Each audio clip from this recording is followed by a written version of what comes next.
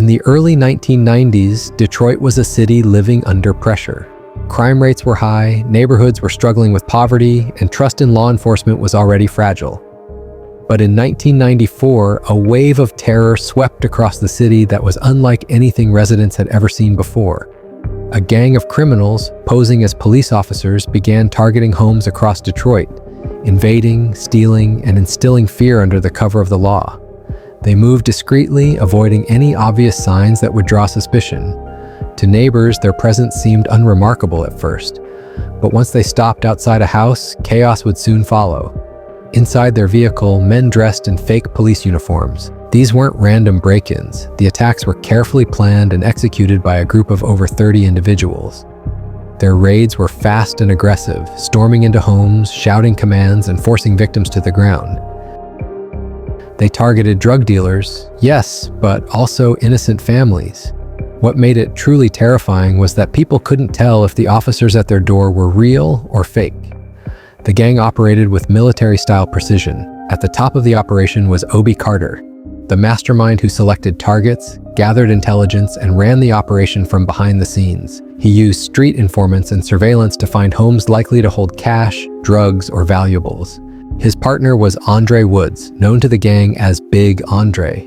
A large, imposing man, Woods trained the group like a tactical unit, drilling them in coordinated movement, entry methods, and even mock police communication to make them sound authentic. They used code words, radio chatter, and fake IDs to complete the illusion. For months, Detroit lived in fear. The gang raided homes with boldness and brutality. Victims were tied up, beaten, and robbed. In some cases, they were threatened at gunpoint. Others didn't even report the crimes, fearing that real officers were involved or that the gang would retaliate. Local police couldn't figure out what was happening. Some suspected corrupt officers. Others believed a new criminal syndicate was copying law enforcement. But the gang's skillful use of gear, tactics, and timing made it almost impossible to track them. Eventually, the FBI was brought in. The scope and sophistication of the crimes were too great. Agents began gathering case files, interviewing victims, and trying to link the attacks. The gang was careful, but their luck was about to run out. In the summer of 1994, during one raid, things went wrong. The crew expected to hit a drug house, but they met armed resistance. A shootout broke out. In the chaos, one gang member, Dante Garrison, was shot and left behind by his teammates.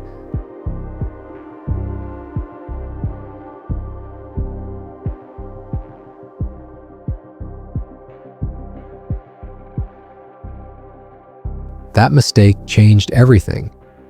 Now in custody and seriously wounded, Dante faced a choice: stay silent and go down alone, or talk. He chose to talk. In exchange for leniency, he gave the FBI everything: names, hideouts, training details, and the full structure of the gang. On September 4th, 1994, police received a call reporting gunshots inside a house. The address led them to a familiar name, Andre Woods. But the house wasn't just a residence, it was being used as an illegal gambling den, a place where criminals, gang members, and drug dealers gathered under the radar. Inside, officers found a horrifying scene: 4 dead bodies, all men, all shot execution style. Witnesses told detectives that an argument had erupted between Woods and the 4 men. Apparently, they had insulted him, questioned his authority. Woods, known for his explosive temper, didn't hesitate. He pulled a gun and shot them all in cold blood.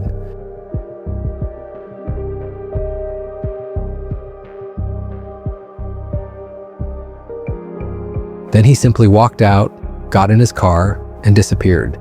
Police launched a full manhunt, searching for one of Detroit's most dangerous figures. But just 1 week later, something no one expected happened. Andre Woods walked into Detroit Police Headquarters and surrendered. Calmly, he said, "I heard you were looking for me, so I came in." Investigators believe he turned himself in because of the massive pressure from law enforcement. The raids, the arrests, and the tightening net likely left him with no choice. Perhaps he believed surrendering gave him the best chance of survival, or the best shot at negotiating his fate.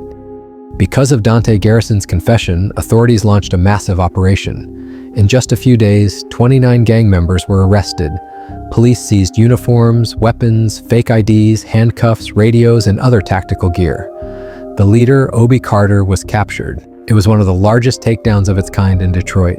In court, the gang faced a mountain of charges, impersonating law enforcement, robbery, kidnapping, murder, and racketeering. The trial shocked the nation. Victims testified about the fear they lived with. Prosecutors described how the gang turned symbols of safety, like uniforms and badges, into tools of terror. Obie Carter and Andre Woods were sentenced to decades in prison, along with the rest of the gang. But despite the convictions, the damage was done. The people of Detroit no longer trusted the badge. Every knock at the door brought suspicion. The FBI and local police implemented reforms. Verification procedures were improved. Departments reviewed how officers identified themselves. But the psychological wound remained. This wasn't just a case of violent crime, it was a betrayal of trust. The story of the fake cop gang is more than just a tale of robbery and murder. It's a warning about how power can be abused and how quickly fear can spread when trust is broken. Even today, the events of 1994 remind us, just because someone wears a uniform doesn't mean they stand for justice.